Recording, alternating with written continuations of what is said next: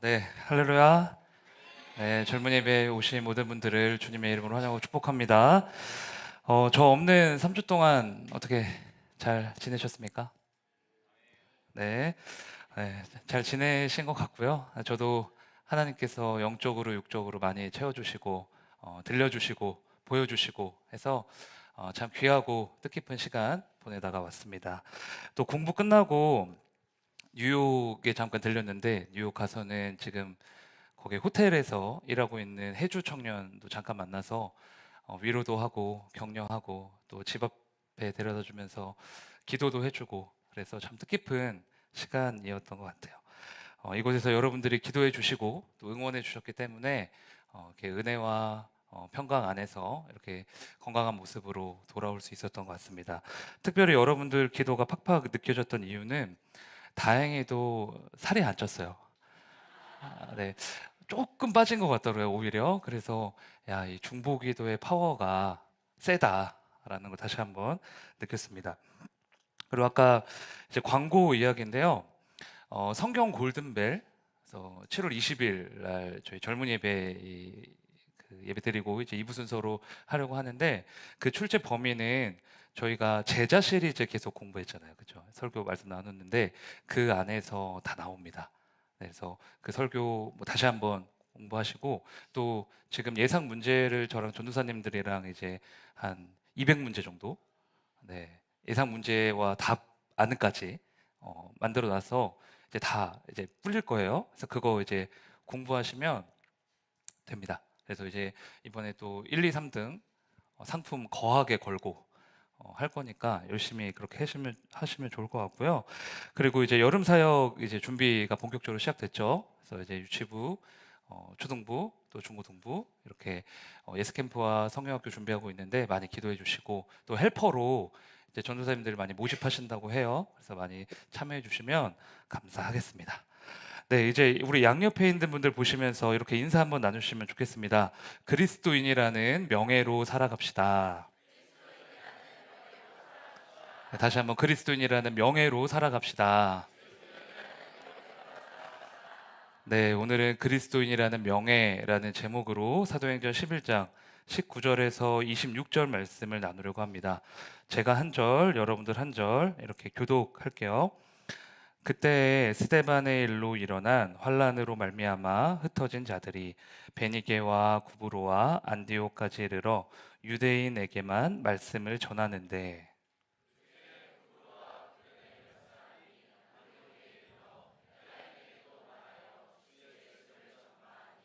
주의 손이 그들과 함께 하심에 수많은 사람들이 믿고 주께 돌아오더라.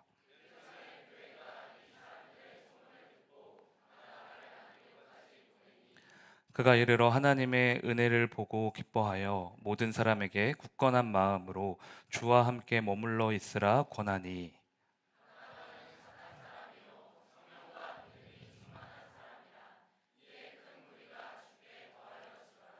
바나바가 사울을 찾으러 다소에 가서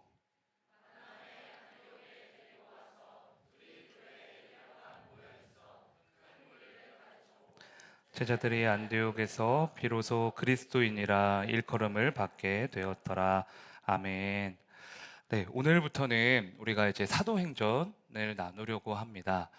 우리 청년분들은 기억나실지 모르겠지만 2021년도에 사도행전 초반부 말씀을 저희가 나눈 적이 있어요. 그래서 이번에는 그러니까 사도 바울의 전도 여행을 중심으로 이제 사도행전 중반부부터 후반부까지 끝까지 말씀을 나누는 시간을 좀 가지려고 합니다. 그런데 우리가 사도행전을 한번 살펴봤다고 하지만은 너무 오래전 일이니까 기억이 안 나잖아요. 그렇죠? 그래서 사도행전을 묵상할 때 꼭 필요한 몇 가지 중요한 포인트를 먼저 살펴보고 오늘 본문 말씀을 나누려고 합니다. 자, 일단 가장 먼저 짚어야 하는 점은 사도행전은 한 권의 책이 아니라는 거예요. 가끔 가다가 어떤 두꺼운 책 보면요, 뭐 전공 서적인가요? 아니면 뭐 두꺼운 책을 보면 상권, 하권 이렇게 나눠져 있는 거 볼 수 있죠. 그런 것처럼 사도행전은 이 성경과 세트입니다. 그럼 여기서 문제. 이 성경은 무엇일까요? 민성이. 누가복음. 박수 한번 쳐주세요. 누가복음. 누가복음과 사도행전을 기록한 저자 누가는 처음부터 누가복음을 1권, 사도행전을 2권으로 생각하고 성경을 썼어요. 그래서 사도행전을 잘 이해하기 위해서는 먼저 어떤 성경을 읽으면 좋을까요? 왜 누가복음.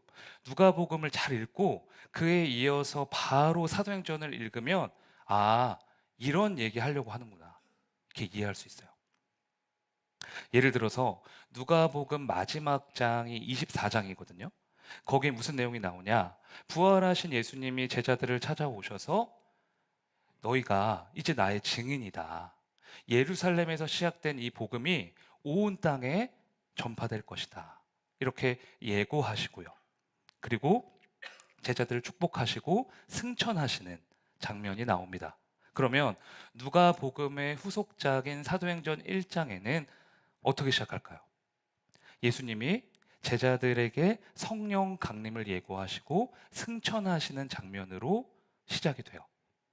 그리고 사도행전 2장에서 예수님이 말씀하신 그대로 성령이 임하셔서 성령을 통해 예루살렘과 유대와 사마리아와 땅끝까지 이르러 복음이 전파되는 역사가 일어납니다. 즉 누가복음과 사도행전은 아주 잘 짜여진 한 편의 글처럼 매끄럽게 연결이 되어 있는 거예요. 차이점이 있다라고 하면은 누가복음은 먼 곳에서부터 예루살렘으로 모이는 구심적인 책입니다. 그러니까 예수님이 공생의 사역을 하시는데 먼 곳에서부터 점점 올라가시는 데가 어디냐? 어디가요? 예수님이 십자가에서 못 박히시고 죽으신 예루살렘. 그래서 이렇게 구심적인 책이 누가복음. 그럼 사도행전은 뭘까요? 이제 예루살렘에 성령이 임했어요. 그래서 이 복음이 어디로 이제 전파가 돼요? 땅 끝까지 전파가 돼요. 이렇게 멀어집니다. 원심적인 책이에요. 그럼 누가복음은 구심적으로 복음을 말하는 거고 사도행전은 성령이 임한 그 예루살렘에서 원심적으로 이 복음이 퍼져나가는 그런 역사를 보여주고 있는 거구나. 우리가 이렇게 대조하면서 묵상할 수 있겠죠. 자,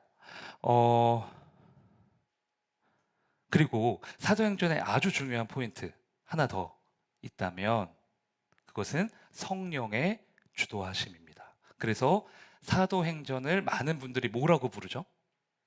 성령 행전. 성령이 주도하시고 성령이 성취하시고 일하시는. 그래서 사도행전 전체를 이끄는 핵심 구절은 사도행전 1장 8절이거든요. 케냐 선교 갔다 오신 분들, 선교팀 손 들어보세요. 다 외우셨죠? 1장 8절. 영범이 어디 있어요? 영범이 외울 수 있잖아요. 근데 시키지 않을게요. 영범이 또 그렇죠? 외울 수 있는 분들 한번 외워볼까요? 사도행전 1장 8절. 오직 성령이 이렇게 시작됩니다. 오직 성령이 너에게 임하시면 시작. 오직 성령이 너희에게 임하시면 너희가 권능을 받고 예루살렘과 온 유대와 사마리아와 땅끝까지 이르러 내 증인이 되리라 하시니라. 아멘. 네, 잘하셨어요 아주. 그래서 사도행전은 이 말씀 그대로 성령을 통한 복음의 거침없는 전진이 나옵니다. 마귀가 방해하거든요. 유대 종교자들이 나타나서 막 복음 전하지 못하게 하고 바울 때리고 가두고 죽이려고 하고 거짓 선지자가 나타나서 성도들 유혹하고 복음을 전하러 가다가 풍랑 만나서 배가 다 파손되고 또 교회 내부적으로도 공동체 안에서 이간질하고 갈등하고 충돌하고 그러니까 이런 막 장애물들이 막 곳곳에 나타나는데 그럼에도 그 모든 장애물을 뛰어넘어 예수 그리스도의 복음이 땅끝까지 전파가 되는 거예요. 그 어떤 어둠도 성령을 이길 수가 없다.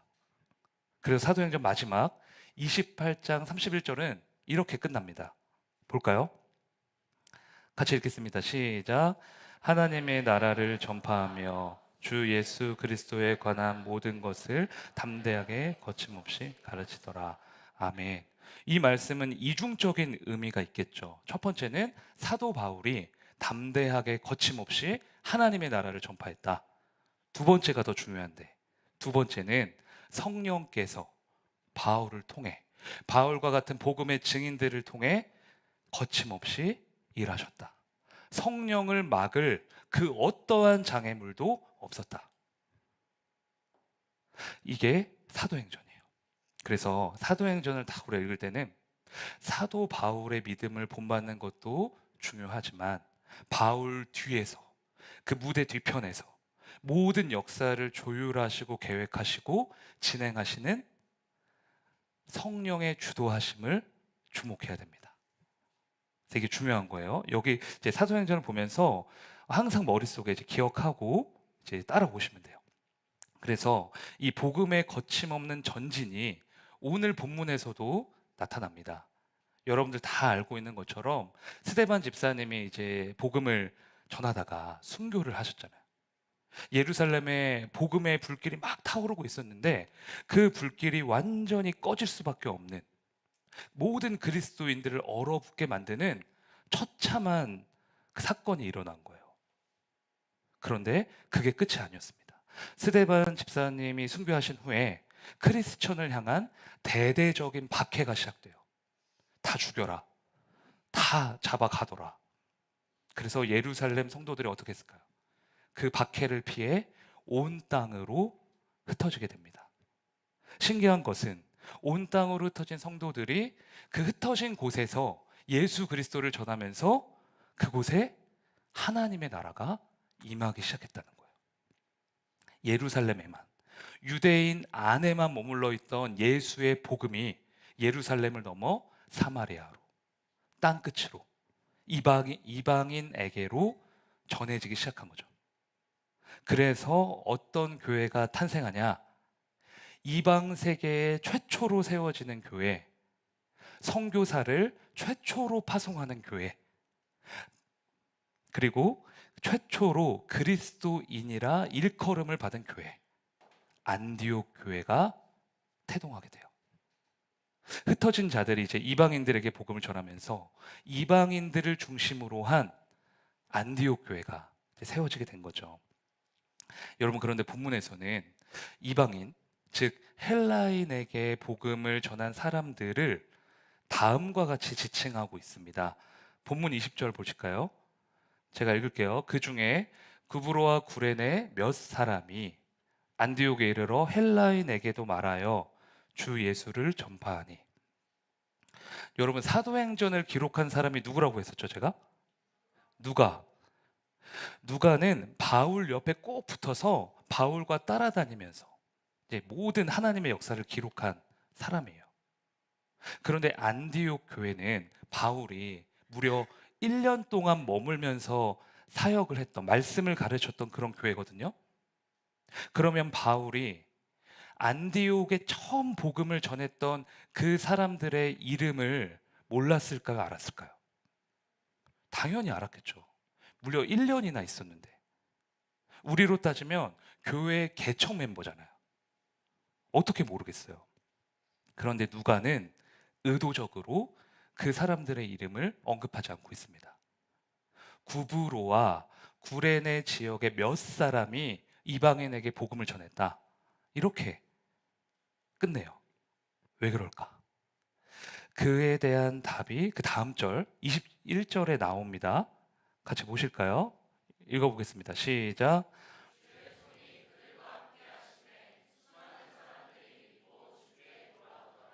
아멘. 그들은 복음을 전했고 주님의 손이 그들과 함께 하심으로 복음의 열매가 맺혀졌다는 거예요. 누가는 이 사실을 강조하고 싶은 거죠. 구브로와 구레네 사람의 어떤 실력, 언변, 학력, 숫자, 이런 게 중요한 게 아니라 주님의 손이 함께 한다면 우리의 부족함은 복음 전파에 있어 아무런 장애물이 되지 못한다는 거예요. 여러분, 우리는 이미 예수님으로부터 차고 넘치는 은혜를 받았으면서도 예수님만을 따르는 그리스도인이라 주장하면서도 내가 경험한 그 복음을 전하는 것에 대해서 두려워할 때가 굉장히 많습니다. 왜 그럴까요? 주의 손에 사로잡혀 있지 않고 내 실력, 내 언변, 내 부족함만 보기 때문이에요. 복음을 전하지 못하는 변명과 핑계로 많은 분들이 성경 지식이 부족해서, 내 죄가 아직 많아서, 교회 다닌 지 얼마 안 돼서 이런 이유를 들곤 하거든요. 그런데 오늘 본문을 보면 그런 이유들은 성립될 수가 없습니다. 우리의 신앙의 경륜, 지식, 그럴싸한 언변, 이런 게 중요한 게 아니라는 거예요. 주의 손이 함께 하시면, 성령께서 여러분의 입술을 주장하시면, 성령께서 우리가 복음을 전하려고 하는 그 사람의 심령에 임재하시면 복음의 열매는 반드시 맺혀지게 되는 줄로 믿습니다. 구브로와 구레네 사람에게 주의 손이 함께했다는 것은 그들이 성령의 임재를 그토록 갈망했다는 거예요. 피부색도 다르고 언어도 다르고 문화도 다르고 생판 처음 보는 사람들에게 복음을 전하는데 어떻게 두렵지 않을 수가 있겠어요? 두려웠겠죠, 그분들도. 그러나 그들은 자신을 보지 않았어요. 믿음의 눈을 들어 살아계신 하나님을 봤습니다. 성령의 임재를 간구했습니다. 작은 나를 통해 일하여 주시기를, 부족한 자신들을 통해 이 땅 가운데 예수 그리스도의 복음이 임하기를 갈망한 거예요. 자신들의 빈약한 손이 아닌 성령님의 위대한 손길을 붙잡은 거죠. 그래서 안디옥 교회라는 이 교회가 태동하게 된 겁니다. 여러분, 위대한 사람들이 만든 게 아니에요.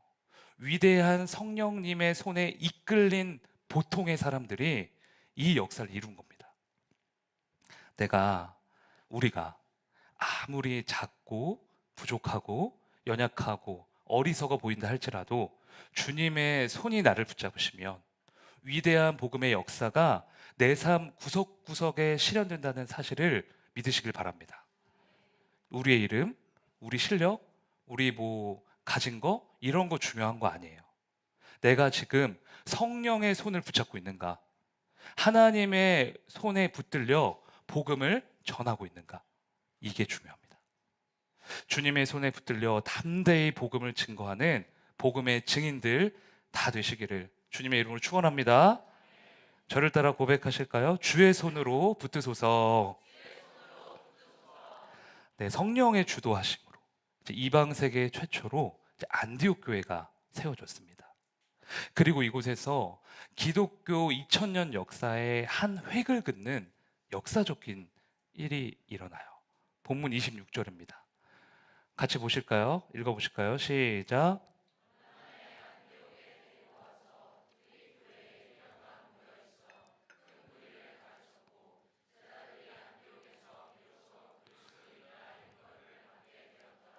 아멘. 네, 안디옥 교회가 이제 감당할 수 없을 정도로 부흥을 하니까 예루살렘 교회에서 그 소식을 듣고 바나바를 안디옥에 파송합니다. 근데 사역이 너무 많았던지 바나바는 바울의 고향을 찾아가서요, 바울을 데리고 와요. 이제 혼자 죽을 수는 없다, 이런 거죠. 우리도 이제 예스 캠프 하고 성령학교 하면 동역자 없이 할 수 없잖아요. 일이 많으니까. 바나바가 바울한테는 이제 믿음의 선배격이거든요. 그래서 이제 바울을 데려와 가지고 같이 사역을 한 거죠. 그렇게 1년 동안 열심히 사역을 하다 보니까 안디옥에서 어떤 일이 일어났냐? 세상 사람들이 이 안디옥의 성도들을 보고, 야, 그리스도인들이구나, 크리스천이구나 라고 인정하게 되었다는 거예요. 예루살렘에서도 없었던 일입니다. 12 제자들도 경험하지 못한 일이에요. 기독교 역사상 처음으로 그리스도인, 크리스천이라는 호칭이 등장한 겁니다. 역사적인 사건이죠. 그러면 안디옥의 성도는 어떻게 이 그리스도인이라 일컬음을 받게 되었는가? 오늘 본문에서 굉장히 유의미한 단어가 나오는 것 같아요. 26절 말씀을 다시 한번 보는데요. 제가 읽어볼게요. 만남에 안디옥에 데리고 와서 둘이 바울과 바나바입니다. 교회에 1년간 모여 있어 큰 무리를 어떻게 했대요? 가르쳤고 그리고 그리스도인이라 일컬음 받게 되었더라. 자, 성경은 특별히 그 안디옥의 성도들이 가르침을 받았다라는 사실에 주목하고 있습니다. 가르쳤다라는 거는 교훈을 받다, 배우다라는 뜻이거든요. 그런데 이 가르치는 사역은 사실 예수님이 이 땅에 오셔서 감당하셨던 3대 사역 중에 하나이기도 해요. 마태복음 4장 23절은 예수님의 공생의 사역을 딱 한 구절로 이렇게 표현을 하거든요. 같이 보실까요? 제가 읽을게요. 예수께서 온 갈릴리에 두루 다니사 그들의 회당에서 뭐 하십니까? 가르치시며 그 다음에 천국 복음을 뭐 하셔요? 전파하시고 백성 중에 모든 병과 모든 약한 것을 어떻게 하십니까? 네. 그래서 누가 물어봐요, 여러분들한테. 예수님이 이 땅에 오셔서 하신 일이 무엇입니까? 딱 세 가지 하시면 돼요. 뭐예요? 가르치시고 전파하시고 고치셨다. 이게 예수님의 사역을 압축한 거예요. 3대 사역. 근데 우리가 항상 주목할 때에는 예수님이 오셔서 복음을 전파해 주셨죠. 우리의 죄를 용서하시고 치유하시고 고쳐 주셨죠. 이거에만 주목해요. 근데 예수님의 사역 중 굉장히 중요한 것은 말씀을 가르치는 사역이었어요. 잘못된 것을 교정해 주시고 동시에 올바른 길을 알려주시는 그런 사역이었죠. 그래서 바울과 바나바도 예수님을 따라서 쉬지 않고 말씀을 가르쳤던 거예요. 그리고 성도들은 그 말씀을 최우선으로 여기면서 자꾸 듣고 배우고 지키고 따랐던 거죠. 여러분, 우리가 여기서 꼭 짚고 넘어가야 하는 게 있어요. 그리스도인은 한순간의 경험이나 사건으로 만들어지는 존재가 아니라는 겁니다. 하나님의 말씀을 매일 매순간 들으며 배우며 나의 본능과 정반대로 말씀하시는 그 진리에 순종하고 굴복하며 훈련되어진 사람이 바로 크리스천, 그리스도인이라는 거예요. 그래서 무늬만 크리스천이 아니라 진짜 크리스천이 되려고 몸부림을 치잖아요. 그러면 반드시 진통이 수반될 수밖에 없어요. 그냥 대충 믿음 생활하고 일주일에 한 번 가난한 성도처럼 교회 왔다 갔다 하고 그러면 진통 같은 거 없어요. 힘들지 않아요. 되게 쉬워요. 그냥 이렇게 하면 돼요. 그런데 제대로 예수의 길을 따르려고 하면 그거는 진짜 쉽지가 않아요. 왜? 쫓아가려고 하는 그분의 말씀과 내가 가지고 있는 이 죄악된 본능이 계속 이제 충돌을 일으키거든요. 말씀을 듣고 순종하고 내 삶에 적용하려고 몸부림을 치면 칠수록 괴리감이 엄청 커요. 예수님의 말씀을 배우려고 하는 선한 마음과 그걸 거부하는 나의 자아가 거세게 부딪히는 거죠. 그러나 그럼에도 불구하고 예수 그리스도를 가장 사랑하기 때문에 배우고 또 배워서 그분의 말씀에 내 몸을 복종시키면서 그분의 가르침을 내 삶 가운데 구현해내는 사람이 바로 그리스도인이다 라는 겁니다. 그런데 요즘 크리스천들이 이거 너무 싫어한대요. 그래서 가난한 성도는 점점 많아지고요. 진짜 크리스천은 보기가 힘들다는 거예요. 교회에는 나오지만 내가 뭘 하든 터치하지 마. 순종하라고 하지 마. 고치라고 하지 마. 그냥 내 입맛에 맞는 설교만 해. 이런 사람들이 이제 우후죽순처럼 생겨난다는 거예요. 한국뿐만 아니라 전 세계적으로 그렇습니다. 그래서 달라스 윌라드라는 분이 잊혀진 제자도라는 책을 썼는데 거기 보면 요즘 크리스천들이 어떤 크리스천이냐? 뱀파이어 크리스천이다. 이렇게 말합니다. 뱀파이어. 여러분, 뱀파이어가 하는 일이 뭐죠? 피 빨아먹는 거. 크리스천들이요, 예수의 피만 빨아먹고 예수의 정신은 쓰레기통에 갖다 버렸다는 거예요. 예수님이 주시는 값없는 구원과 풍성한 복에는 관심이 많지만 예수님이 사셨던 방식에 대해서는 전혀 관심이 없는 세대라는 거죠. 예수의 피는 좋아하지만 그분의 가르침을 배우고 고쳐내려고 하는 사람들은 지극히 적어져가는 뱀파이어 크리스천이 많은 그런 세대라는 겁니다. 여러분, 저는 저를 포함한 우리 모두가 예수님의 가르침 받는 것을 회피하지 않고 싫어하지 않고 오히려 기뻐하고 감사하고 사모하기까지 하는 그런 진짜 크리스천이 되기를 소망합니다. 나의 생각과 예수님의 말씀이 충돌할 때마다 그 진통을 기꺼이 받아들이며 기쁨으로 순종할 수 있는 우리 공동체가 되었으면 좋겠어요. 이런 말이 있거든요. 하나님 없이 우리는 할 수 없다. 맞는 말이죠. 근데 그 뒤에 또 이런 말도 있어요. 우리 없이 하나님은 하시지 않는다. 하나님 없이 우리는 그 무엇도 할 수 없습니다. 그런데 우리 없이 하나님도 하시지 않아요. 가르침을 받기로 결단하는 자, 그분의 말씀으로 교정되고 바뀌고 변화되는 것을 기뻐하는 사람에게만 하나님이 일하신다는 거예요. 여러분, 말씀 들으면서 많이 무너지셔야 돼요. 이 청년의 때에 정말 많이 부서지셔야 됩니다. 말씀이 재미없어요, 사실. 재미없잖아요, 그죠? 솔직하게 말하면 또 혼날 것 같으니까 또 재미없고 지루하고 뭐야, 내 생각과 좀 다른데? 이럴 때도 많고. 근데 저도 그래요. 하지만 열심으로 말씀을 배우면서 많이 깨지시고요, 많이 진통하셔야 돼요. 내가 가지고 있던 쓰잘데기 없는 생각과 가치관들이 여기서 다 부셔지셔야 됩니다. 그러면 다 무너져 내린 그곳에 뭐가 일어나냐? 말씀의 생명력이 역동하는 거예요. 말씀이 우리의 인생을 이끌어가기 시작합니다.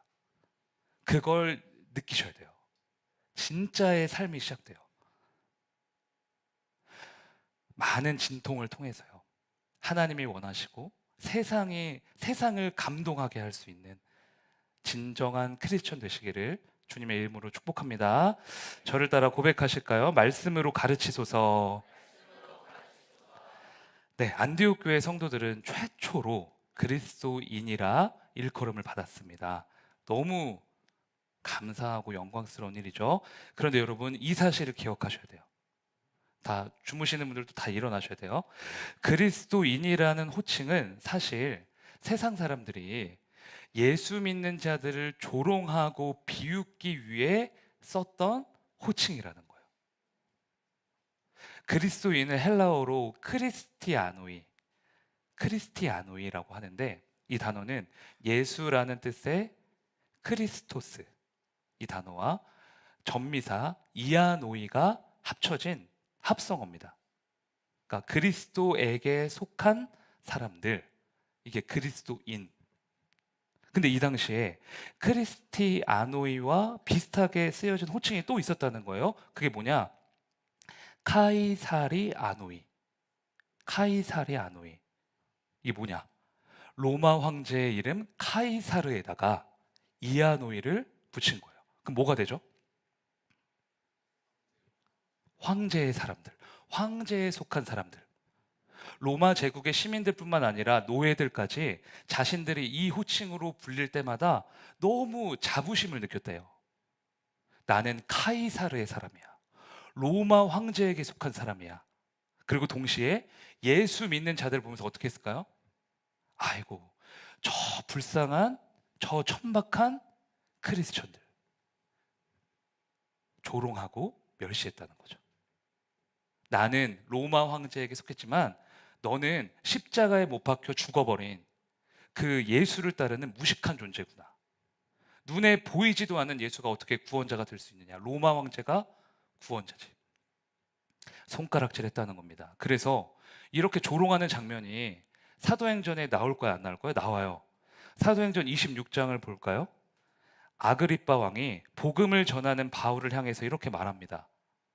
같이 읽어보세요. 시작.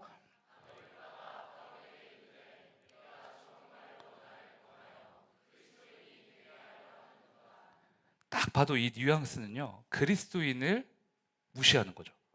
나더러 그 천박하고 무식한 그리스도인이 되라는 말이냐? 웃기는 소리 하고 있네? 이러고 있는 거예요. 그런데 이 말에 이어지는 바울의 답변을 꼭 기억하셔야 됩니다. 29절. 같이 읽어보세요. 시작.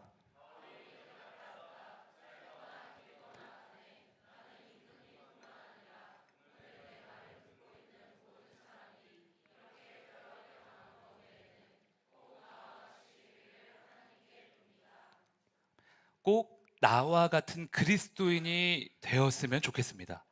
바울은 조롱과 비웃음의 대명사였던 그리스도인을 명예로운 호칭으로 바꾸고 있는 거예요. 모두가 꼭 그리스도인이 되었으면 좋겠다. 나는 내가 그리스도인이라는 사실이 너무 자랑스럽고 영광스럽다. 말하고 있는 거죠. 여러분, 이게 진짜 크리스천의 모습 아니겠습니까?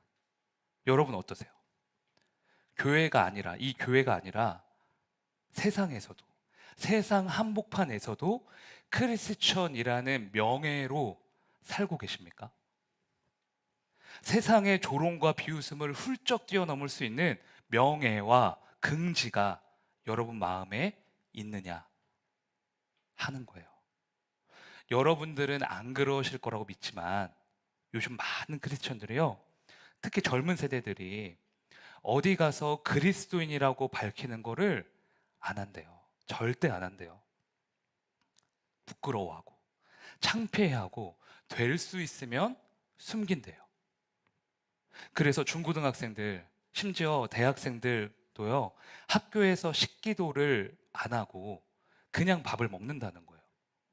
식기도 하면 옆에 있는 친구들이, 야, 네가 예수 믿었었어? 너 같은 애가 예수 믿고 이렇게 살았었어? 조롱하니까. 그러면서 교회에 와서는 하나님한테 이것도 주세요, 저것도 주세요, 이거 해결해 주세요, 복 많이 주세요, 이런다는 거죠. 크리스천의 삶이 정말 이러하다면 너무 궁색한 거 아니겠습니까? 제가 이번 미국에 가서요, 해주 청년을 만났다고 했잖아요. 근데 해주 만나기 전에 웃지 못할 해프닝이 하나 있었어요. 이제 해주를 그 젤라또 집에서 만나기로 했는데 거기 맛집이에요. 줄이 엄청 길어요. 그래서 사모님이랑 저랑 애들이랑 줄을 섰죠. 그래서 언제 되지? 하면서 기다리고 있는데 금발의 어떤 그 키 큰 서양 여자분이 너무 당당하게 우리 앞에 딱 와가지고 새치기를 하는 거예요. 그래서 우리 사모님이 사모님이 때리지 않으셨어요. 때리지 않으셨고, 야, 우리 야라고 안 했습니다. 이거는 과장이고, 우리 줄 서고 있다. 여기가 줄이다. 우리 뒤에 서라. 이렇게 말했어요. 그러면 그분이 이제 알겠습니다 하면서 뒤로 가야 되잖아요. 근데 그분이 씩 웃더니 스페인어로, 라틴어로 쌀라쌀라쌀라 뭐 하는 거예요. 아니, 영어로 말했으면 영어로 이제 대답을 해야 되잖아요. 웃으면서 이제 스페인어로 말하는 거 보니까 인종차별하는 거구나. 대번에 알겠더라고요. 그래서 저희 애들이 옆에서 이제 다 봤으니까 이 아줌마 왜 이러냐고, 왜 새치기 하냐 화를 내길래, 그냥 참아라, 살다 보면은 저런 사람도 있고 저런 뭐 다 그렇다. 그 이제 그랬는데 그러니까 그 일이 있고 생각을 해보니까 그분은 아마 스스로가 너무 자랑스러우셨겠죠. 그러니까 뭐 너무 명예로우니까 자기가 이제 그런 뭐 인종이고 그런 게 너무 이렇게 자랑스러운 자부심이 있으니까 다른 사람을 그렇게 무시한 거잖아요. 근데 그런 명예로움은 초등학생 아이들의 눈에도 너무 이상해 보일 정도의 잘못된 명예로움이더라고요. 그렇죠? 근데 미국에서 한편으로는요, 너무 멋진 명예로움도 봤어요. 미국의 도시들을 가보면, 그 동네 가보면 어떤 곳이든 미국을 위해서 공헌한 사람들을 위해 기념비, 그 추모비, 그리고 그런 추모 공원, 이런 것들 너무 잘 만들어 놨어요. 그래서 9.11 테러로 돌아가신 분들, 명예롭게 싸우다 전사하신 뭐 군인들, 소방관들, 도시를 위해서 크게 공헌한 분들, 다 곳곳에 기념비가 있는 거예요. 보면서, 야, 미국이라는 나라, 딴 건 모르겠는데, 사람의 명예를 참 이렇게 중요하게 생각하는구나. 이분들의 가족분들, 친구들이 참 이게 기뻐하고 너무 흐뭇해하겠다. 이런 생각이 들더라고요. 그런데 여러분, 이 명예로움이 정말 지금 세대 크리스천들에게 너무 간절하게 회복되어야 된다고 생각해요. 크리스천이라는 명예로 무장이 돼서 그래서 어딜 가나 부끄럽지 않게 당당하게 나 크리스천입니다. 그래서 나 이렇게 삽니다. 이렇게 해야 되는 거 아니겠습니까? 크리스천은 그냥 구원받고 끝나는 존재 아니에요. 내가 원하는 기도 제목만 주문 외우듯이 달달달 외워서 복 받는 게 우리 목표 아닙니다. 정말 그렇게 기독교를 이해하셨다면 오해하고 계시는 거예요. 오늘 우리가 마지막에 찬양했던 그 가사처럼 매일 마주한 슬픔이 있지만, 매일 두렵지만 주님의 자녀로서의 명예를 지켜가며 깊어진 삶을 하나님께 올려드리는 존재가 크리스천입니다. 국가대표 운동선수들만 가슴팍에 훈장이 있는 게 아니에요. 여러분들 한 사람 한 사람이 예수님의 국가대표예요. 날마다 자각하셔야 돼요. 여러분들이 가정에 있으면, 학교에 있으면, 회사에 있으면 여러분들이 예수 그리스도를 드러내는 그리스도의 국가대표입니다. 교회는 명예로운 국가대표를 양성하는 훈련소예요. 여러분들 가슴에 그리스도인이라는 훈장, 이게 새겨져 있는 거예요. 그게 우리의 자부심이고 우리 명예고 우리의 긍지입니다. 그리스도가 택하셨고 그리스도가 함께 하시며 그리스도가 일하시는 그리스도인이라는 명예를 가지고 세상의 조롱과 비웃음을 가뿐하게 뛰어넘으시길 바랍니다. 여러분, 그리스도인으로서의 명예와 긍지 회복합시다. 사람이 아닌 하나님이 인정하시고 하나님이 기뻐하시는 믿음의 길을 꿋꿋하게 걸어갑시다. 그리스도인의 명예를 지킬 때 하나님이 우리를 지켜주실 거예요. 하나님이 우리를 높여주실 겁니다. 저를 따라 고백하실까요? 그리스도인의 명예를 지키게 하옵소서. 네, 오늘은 성도의 노래라는 찬양하시면서 우리 그리스도인의 명예를 지키는 우리가 되겠다고 함께 고백했으면 좋겠습니다.